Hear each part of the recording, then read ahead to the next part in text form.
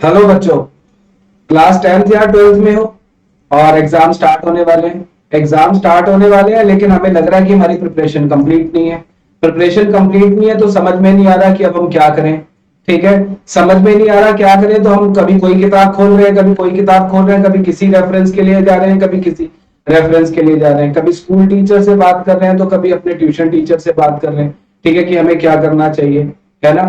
तो मैं आपको कुछ एक पॉइंट्स यहाँ पर देना चाह रहा हूँ आज के, एक्चुअली में अभी आखिरी के दिनों में आपको क्या करना है, ठीक है, और क्या करना चाहिए जिससे कि आपकी प्रिपरेशन जो है वो फटाफट से बढ़िया से हो जाए। ठीक है, देखो करने के लिए आपके पास जो सबसे पहला काम है, आपको अपने क्वेश्चंस जो एनसीईआरटी के हैं वो थॉरोली रिवाइज कर लो विद एग्जांपल्स।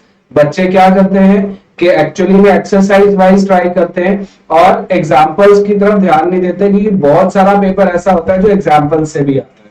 ठीक है, मैं बात सिर्फ एक सब्जेक्ट की नहीं कर रहा, यहां पर मैं सभी सब्जेक्ट्स के लिए बात कर रहा हूं। इन टेक्स्ट क्वेश्चन और बैक क्वेश्चंस दोनों इंपॉर्टेंट होते हैं जब हम एग्जामिनेशन की तैयारी करते हैं। पहली चीज आपको ये ध्यान में रखनी है।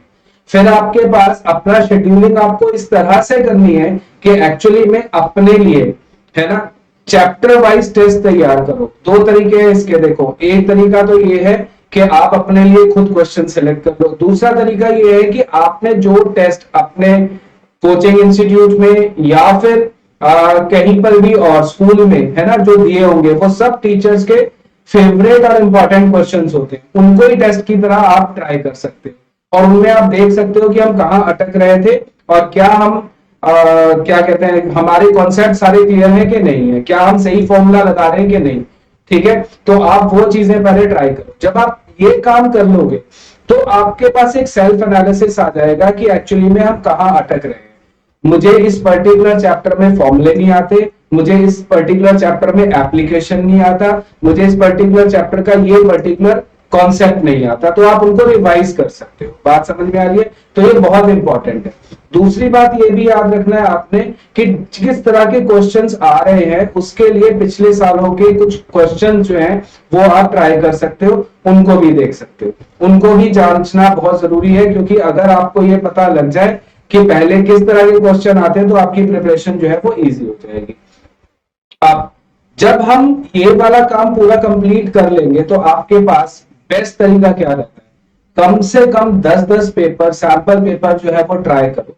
ठीक है, और उनमें हर एक पेपर किया, उस पेपर की जो गलतियां थी उनको रिवाइज किया, फिर सेकंड पेपर में गए, फिर सेकंड पेपर आपने रिवाइज किया तो फिर आपको पता लग जाएगा कि हमने अभी जो जो कॉन्सेप्ट हमने पढ़े थे हम जब अप्लाई कर रहे हैं कि हमें कॉन्सेप्ट तो आता है लेकिन यहाँ पर प्रॉब्लम आ रही है।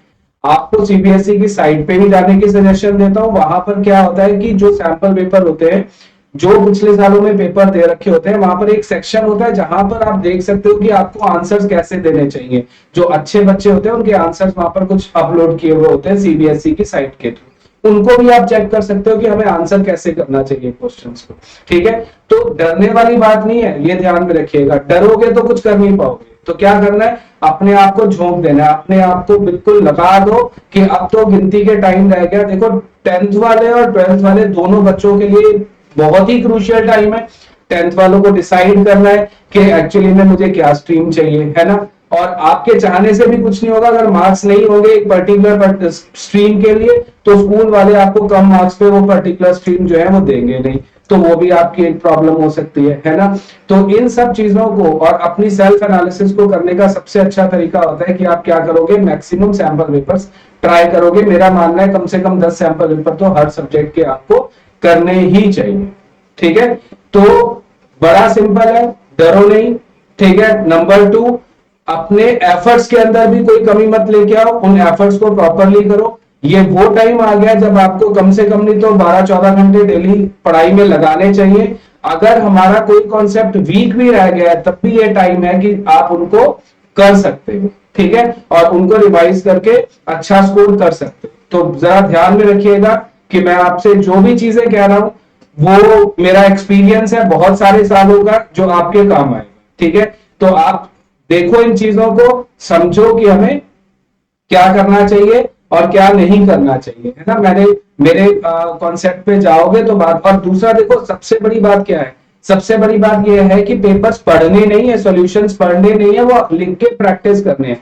जितना लिख के प्रैक्टिस करोगे उतना ही आपकी जो परफेक्शन है वो बढ़ेगी। एक चीज और भी करनी है, जब हम लिखेंगे तो हमें वैसे ही लिखना है जैसे हम एग्जाम में लिखेंगे, ठीक है। तो मैं सजेस्ट करूंगा मार्केट के अंदर वो जो एग्जामिनेशन शीट्स आती हैं वो लेके आए, ठीक है, उनको प्रॉपरली उसी तरह से उतने ही टाइम में जितना अलॉटेड है कंप्लीट करके देखें, ठीक है। और उसके बाद में जैसे ही एग्जाम आप फिनिश कर देते हो तो दो काम करने हैं। पहली चीज तो आपने जब चेक कर लिया कि हमारे कौन से क्वेश्चन ठीक है या गलत है, आपको एग्जाम के टाइम पे तो उसी तरह से करना है जैसे एग्जाम कर रहे हो, बट बाद में जो क्वेश्चन छूट गए या जो और पार्ट थे जो बेसिकली जो चॉइस वाले पार्ट थे वो भी आपने ट्राई करने हैं, क्योंकि वो भी इंपॉर्टेंट क्वेश्चन ही होते हैं, है ना। आप यहाँ पर पेपर नहीं दे रहे हो, सिर्फ आप अपने आप को प्रिपेयर कर रहे हो। बात समझ में आ रही है? तैयार हो जाओ बेटा, फाइनल अपने आप को एक तरह से एग्जाम के अंदर डालने के लिए और एग्जाम की प्रिपरेशन करने के लिए,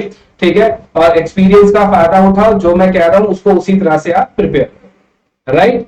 देखो एक चीज ध्यान में रखने वाली जो इंपॉर्टेंट है वो ये है कि एक्चुअली में करना तो आपको ही है, कोई भी आदमी आपकी हेल्प ही कर सकता है, आपको तरीके ही बता सकता है, करना तो फिर भी आपको ही है। एग्जाम मतलब कंटेंट आपको ही याद करना है और पेपर आपको ही लिखना है, आएगा उसी से ही, मार्क्स उसी से ही आएंगे।